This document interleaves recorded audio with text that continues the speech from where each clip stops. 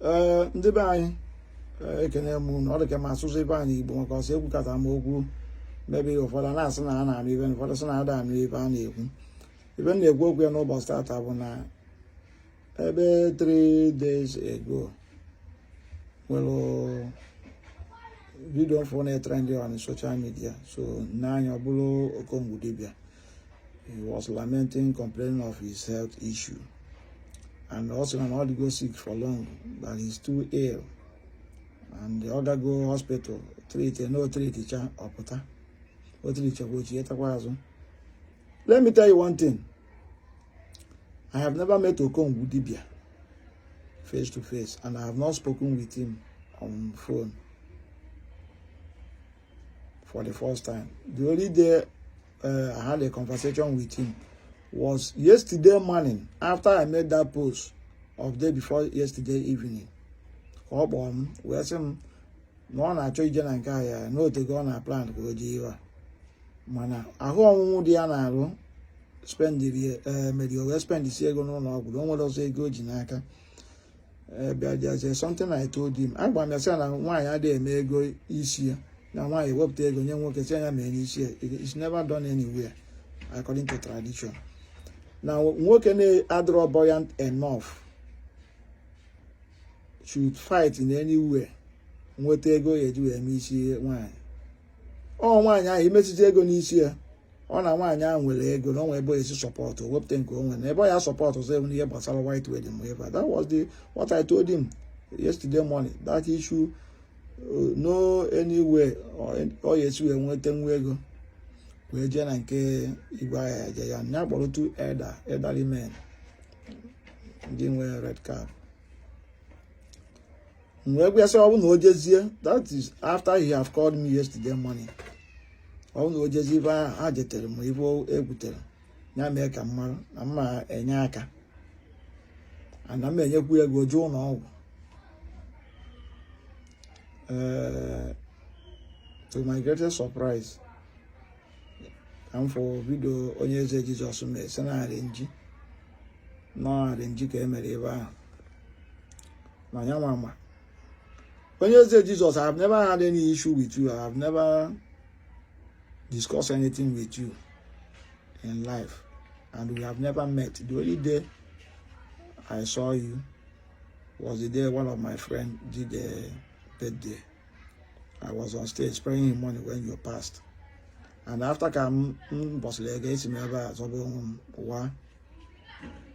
you now came up online to say all those things are arranged, that is frame up, is gang up. You and who is framing, you and who is arranging. You think I am like you? I'm not like you. I'm not like you. I'm not like you. Mesero na bo people tai bruno ti jeda wana dey na ka garage na eti na onye no Indonesia onye na edoma irolo who is fooling who on get the epiton go and nna arrange. That's why you think everything is arrangement. This your nephew, as you alleged, you cannot even give him 10,000 or 20,000 to take proper of himself. He has been here almost 2 weeks. Only female. Ihe pụtara na ịbịa mee onye chọsị inye aka enye esi na arrange. Why na ọnụ abịa ife gị na Jpac na mgbe Governor Ezeokwu. All of you don't get up because nchọ dibia unye terminate. Unye tipia. Ngo amano na ebu dibia, man na pastor, man na Sabbatarian. I don't know whether you are a rabbi. I don't know whether you are native that can not just tell. But on my message in my life video by JCN. Why in German there's some people are saying that they did not hear the voice record very well, or they are not hearing me. And I'm going to play the voice record. Can people fool how dangerous these people are? What they are planning in Igbo land, how they are ganging up with people in order to terminate people, in order to bring them that tarnish their image. When you are not way you are, Agbamum before and ever I can look and I am doing and boy is when you are back on also. I know you be even me here. Omolo no Mboso na put na social media so no more. Booped data goes. I'm more about JCN. Ibe gbasara ma Jpac ma Governor Ezeokwu ma Onyeze Jesus gang up even in Mpakọba ma ebe a. I have the data with me. Ejimia. Everything is here. They want to phone us, they want a system. Because whosoever that is planning evil things in the Igbo land, evil must surely come to that person. And I told I celebrate you, Obodo, the money, now I told me a tarnish image, only I bring it down. That's how you conspired with your Kongudibia, to bring native daughters down. Fortunately, or that balloon aside, but we never know that a time like this will come. All those things, I kept it because someone one day no year to I happen. Actually, people get the voice record. Careful, there are plans. He's saying this thing now arranged because of now. Ofi no can would be a JJ that their images have been nice. Now time is go their images, their prestige, and Okon would be from the time if I'm because he has conscience. Nipo ne madroma. Obi agbagia, nipo adekwa. Ona akponda na agwafa ka oje yokwa n'igwe ya. Nipo mere ya droma. Ha si no. Nyeje na oje no etanichi image ya. Na people ya afose na ibe ha na-ekwu ba asị. Because if agbata ka o mebere Okon dibi, ma na ọrụ mbọsị egbunya abụ ka agbujele. Ibe a na-emebi obere no ọgbagotego. Otibezie mgbu ya. Ha jụ na ọ ma nje because of if ha plan. Half na megide ndị dibia na-etipi afa get no voice note because all these things are na here kun ekwugo me na my live broadcast just get no voice record da kun live nda no na plan evil ma nke Governor Ezeokwu mecha tie sị na na anya ka ndị dibia ka anata ha 10 million ka agbaba ha wo ka anata ha 10 million na ya akwụta 10 million ka efu ife nda o nwe ebe ma nwepụta ebe ndị mmadụ ama like ya get no ntị.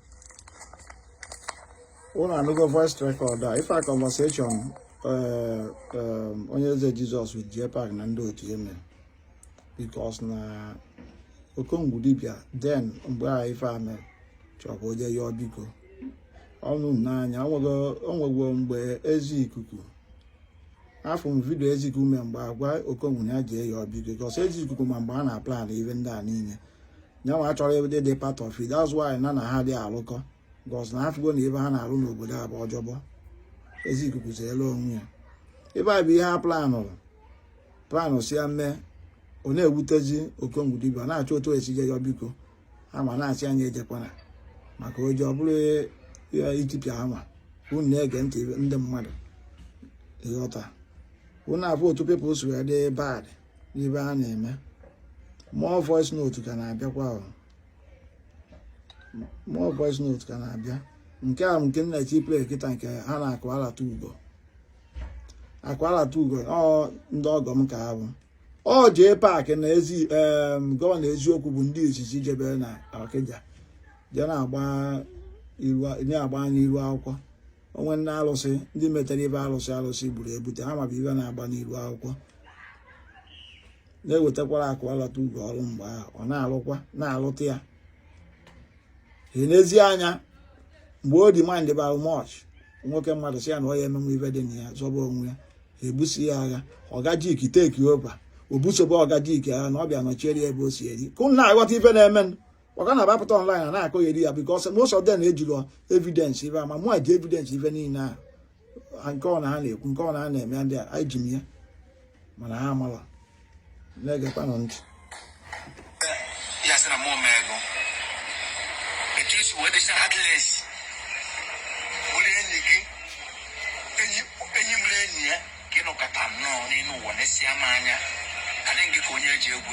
Jpac here depend also go mobile for more. I need to know because Kanaka. So Kainaja, many people in your number, Mulu, Mobano, Yojo. Jpac, one more, I am getting out of Coco Baconara too. Na egbe gbagburu family ọnụ niile Jpac nke a ka ị ga-ekwusi mana mmadụ na-abụ onye eji ekwuwa ọnụ ịtụ ịnọ ị na-abịa ebe m ememe interview wee nechaa ma dị nke ka onye eji egwu ihe a bụ mgbe Jpac na Gọvanọ Eziokwu na-eje Ọkịja na-agba ndị dibịa n'iru akwụkwọ a na-akwụkwọ ụgwọ oruzie mgbe demand bazie much asị na ha ya eme ihe dị na ya ekwe itie ọgajik banye n'ebe na-anaghị ego agbaba ọgajik ụwa ife efu na-ese kịta bụ na ka ọgajik je na-agba ndị dibịa n'iru akwụkwọ den ọzọ dịka ibia kwu ngezie ntị nke Gọvanọ Eziokwu agba ndị ahụ ndị ori edebere na-achọ onye agha etipịa jee na live video mme nwere live podcast na-ekwu mme lot of things dị ya mma agbanye voice ya kwụ mfụ that magic boss auto from Pakistan eji eme magic tricks ọtụsịa ya mesie ebe a na-agwa onye osendere ebe a ya jizi aka echie ya ka ọgwa ndị mma na ndị dibịa enwere ike na onye a bụ onye bụzi dị recent ike ka ndị mmadụ bịaba na nke ya which na o mechara ya Jpac buru ya na-eti n'ọnya bụ ike n'ọnya masị bịa fụrụ ya n'gbajigide ọ bụrụ ndị dibịa na ahịa emenwe ndebe anyị ozugbo onye ọ na-eburu akpati ebe a dị very simple akpati ahụ ji atụ ụjọ ka ọ bụrụ na ọ dị fancy n'anya kwụsị akpati kịta ebe a debie na pidgin ofu pidgin ga na-apụta na nkunu mụ ya eme pidgin 20 kịta ndị atụọ ya mme pidgin 20 osi n'ime akpati a fepụtasie kịta ga-enu nteke mfụ ọ wee na-ekwusi na anyị eji ebe a wee ri ndị mmadụ ọrụ na elu ya na anyị eji egbe ejide ndị dibịa n'ọrụ na ha niile na gang up ka ha bụ na ha team up na ọ bụrụ na onwe onye dibịa mee ebe a ha niile agba ya wụọ na ndị dibịa ji almost 10 million anyị enyeba na ego ha agbagotebego na anyị etipịa anyị niile onweba ka anyị etipịa ga-enụ voice note a ka ụnụ ya